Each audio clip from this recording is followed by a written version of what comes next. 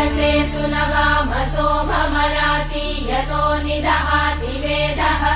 स नः पश्यदति दुर्गाणि विश्वानावेव सिन्धुम् दुरितात्यग्निः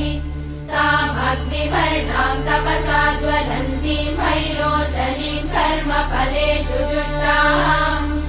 दुर्गाम् देवीगुम् शरणमहम् प्रपद्ये सुतरसि तरसे नमः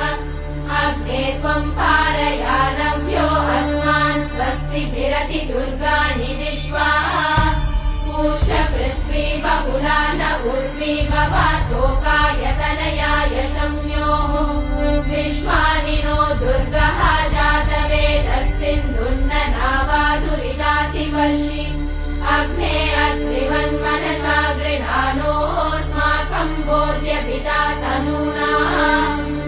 कृतनाजितगुम् सहमानमुग्रमग्निगुम् भुवेम परमात् सदस्तात् स नः पश्यदति दुर्गाणि विश्वाशामद्देवो अतिदुरितात्यग्निः प्रद्दोषि